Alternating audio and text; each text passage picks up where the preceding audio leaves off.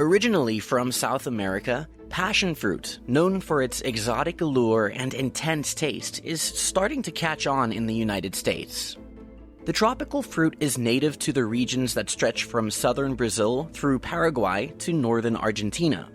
In the US, its cultivation is gaining momentum due to various factors.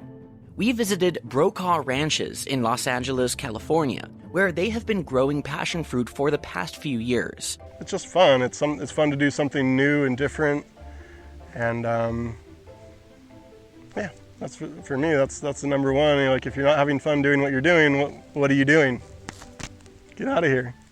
These ranches mostly produce avocados and other fruits. Passion fruit cultivation is relatively recent as it helps farmers diversify their production. This whole ranch burned in 2017, 18. It was December 2017. And this used to be all mature avocado trees in this area. And then after the fire, it was like, well, what do? We can't get trees for, we had some trees on order, but we couldn't just get 100,000 trees right away, so we had to see what else we could plant, get some production started, and start getting some income back. So we knew about passion fruit a little bit, and I found out I could get some, and we just converted this block, which was avocados, to passion fruit.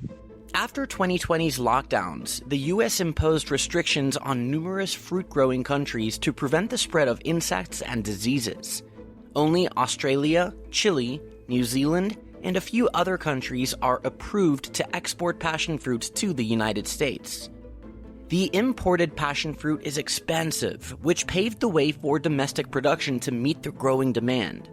People do want to consume locally grown fruits. One reason is that the imported food items are handled by the food authorities in specific ways. There's more customers than there is fruit. I have people calling me all the time for passion fruit, for mango, guava. It's just, they can't get enough of it. And I think part of the reason is that it's a California-grown product.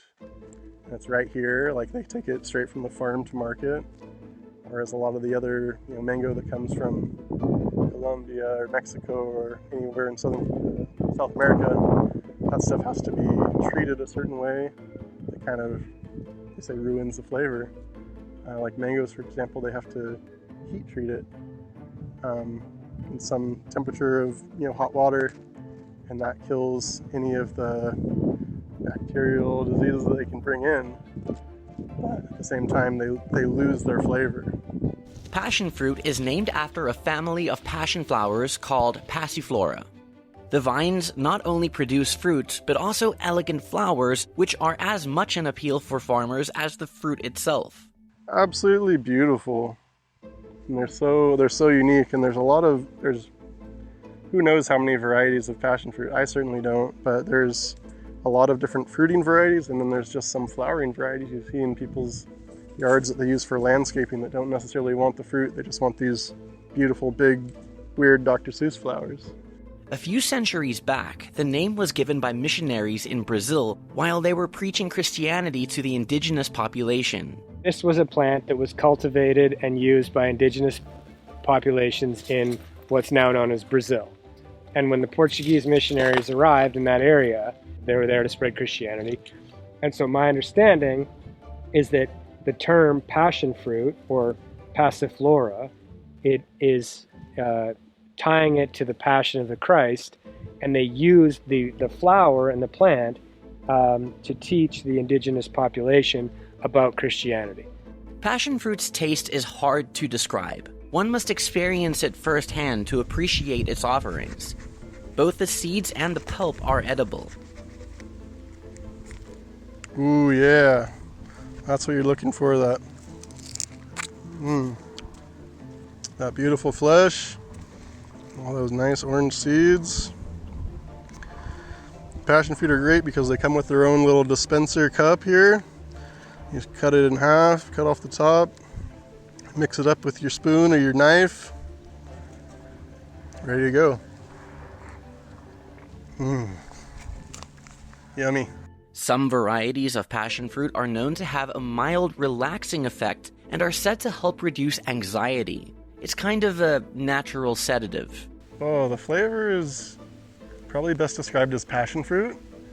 It's not really like anything else. It's, it's tart and tangy, kind of like maybe like a very vibrant, like tangerine citrus might be, but it has also like a really sweet profile like you might get from mangoes or peaches. There are many varieties of passion fruit. The two main types are purple and yellow. The purple type is smaller and often sweeter, while the yellow type is comparatively larger and mostly more tart. People with evolved and diverse tastes tend to be more interested in passion fruit, but the consumption will trickle down to a wider base with time. Passion fruit plants are quite passionate about growth. They are meant to climb and can be seen making their way up trellises and fences. They require little water and comparatively less nutrients. However, the more you put it, the better it is. They are relatively pest-resistant compared to other fruit crops. This makes it an attractive option for farmers and home gardeners. The lifespan of the vines is typically 3 to 4 years, although they may live longer, up to 5 to 8 years, due to various factors. Workers have to replace the old vines with the new ones. Passion fruit is also prized for its health benefits, with many vitamins and antioxidants. It wins the race by a big margin when it comes to fiber content, clocking in at almost 25 grams of fiber per cup. Bees go crazy for the passion fruit flowers. It's also intriguing for other living beings in the ecosystem. In planting it, the ant populations around here begin to go up. And it's because the ants understand that this plant will provide more sugar for the volume than any other plant. So they will work on behalf of this passion fruit vine to reduce competition from other shrubs and growth that would potentially take nutrients from the soil or water and so on and so forth. So there's a symbiotic relationship between ants and passion fruit.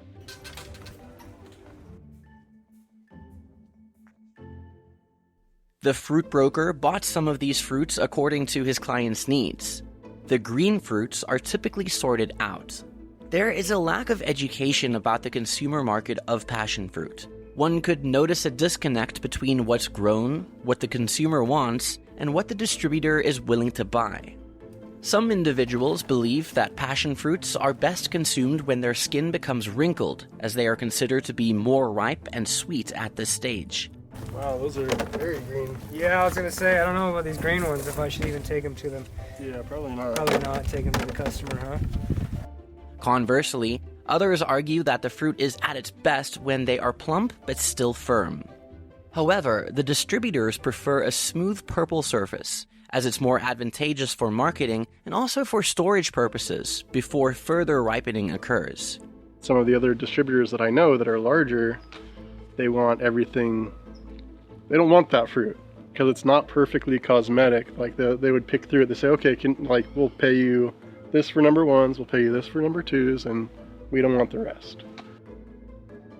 Passion fruit is used in a diverse range of products, from sauces and smoothies to jams, syrups, juices, and butter, all the way to cocktail drinks. For drinks, I don't know what you want to pair it with. Tequila, vodka, gin.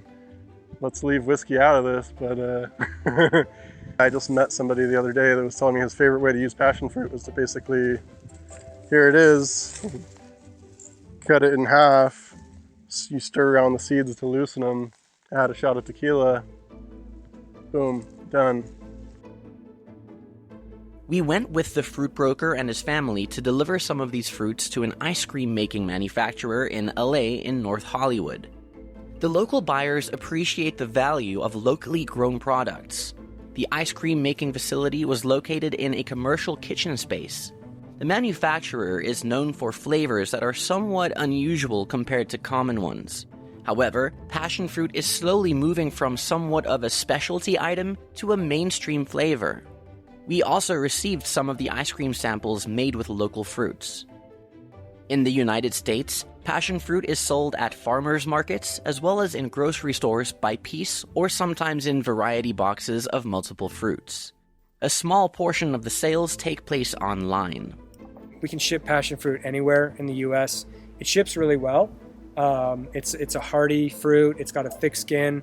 It doesn't like blow up. And unlike avocados, which potentially if they over ripened in transit, you'd have a mess. Passion fruit is pretty easy. I mean, worst case scenario, it just dries up.